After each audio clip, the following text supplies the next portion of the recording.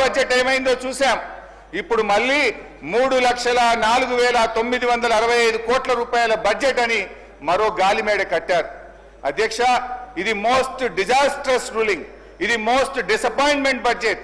Congress disastrous పరిపాలన వల్ల రాష్ట్ర ఆదాయం మీద నెగటివ్ ఎఫెక్ట్ చూపిస్తుంది.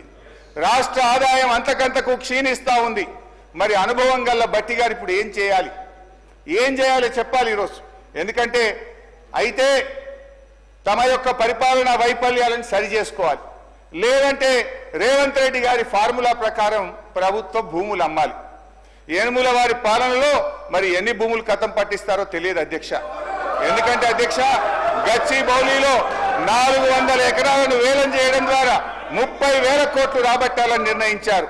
ఇప్పటికే టీజీఏసీ భూములు తాకట్టు పెట్టి 10,000 కోట్ల రూపాయలు అప్పు తెచ్చారు.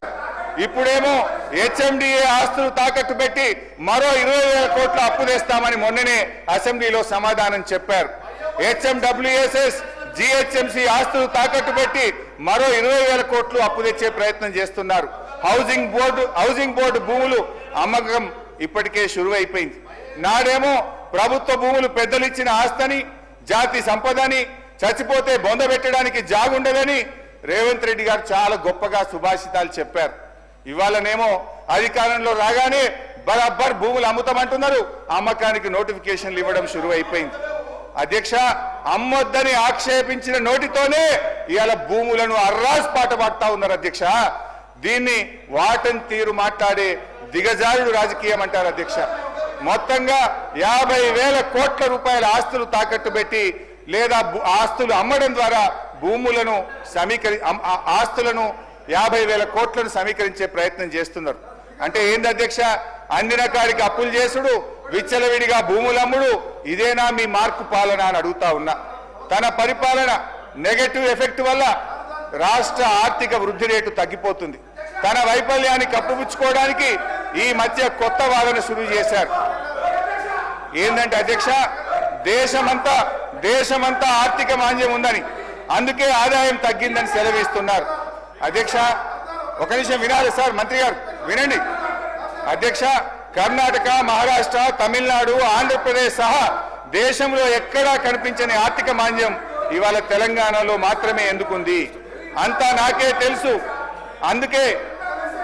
నాకే తెలుసని ఈ ప్రభుత్వం, ఈ ముఖ్యమంత్రి గారు అహంకారంతో, అజ్ఞానంతో, అనాలోచిత నిర్ణయాల వల్ల రాష్ట్ర ఆదాయం కుంటుపడ్డది.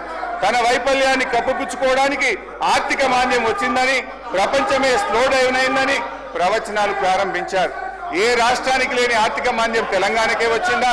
మీ నెగటివ్ పాలసీల వల్ల, మీ రివెంజ్ పాలిటిక్స్ వల్ల ఈ రోజు రాష్ట్ర ఆదాయం తగ్గుతా ఉన్నది. రేవంత్ గారు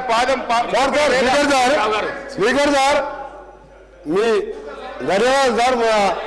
హరీష్ రావు గారు కూడా రిక్వెస్ట్ చేస్తున్నారు. ఒకటే సార్, ఎక్కువ ఇంటర్వ్యూ అని. అరే నీకు చెప్పకముందే భయపడితే ఎట్లా సార్?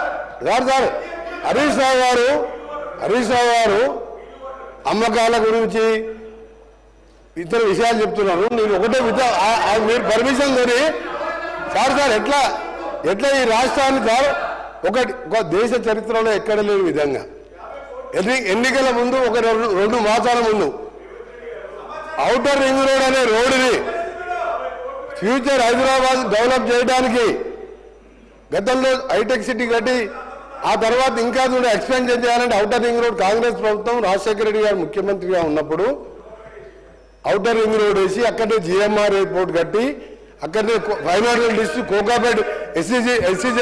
కోకాపేట్ ఎస్సీజెడ్తో పాటు ఇవాళ హైదరాబాద్ ఈ స్టేజ్లో బెంగళూరు తర్వాత ఉన్నదంటే Congress party PV Narasimha Rao expressway కలుపుకుంటూ మెట్రో వరల్డ్ క్లాస్ మెట్రో తీసుకొచ్చి హైదరాబాద్ డెవలప్ చేస్తే సార్ 2 మాసాల ముందు ఎన్నికల 2 విషయాలు చెప్తా సార్ మీకు.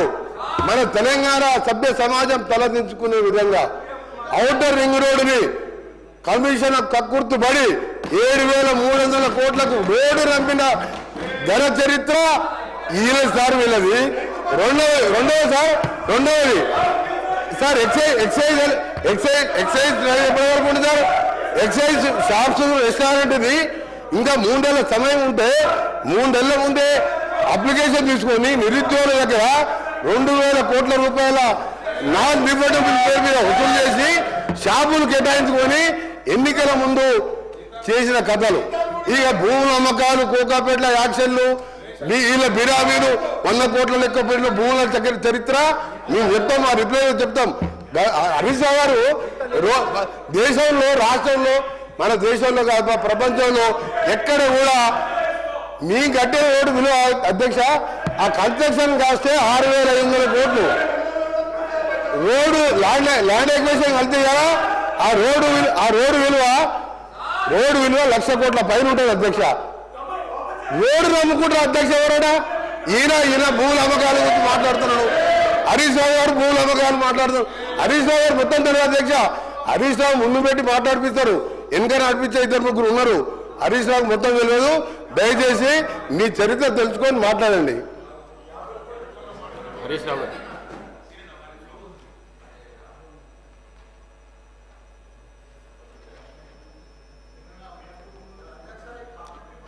హరీష్ రావు గారు.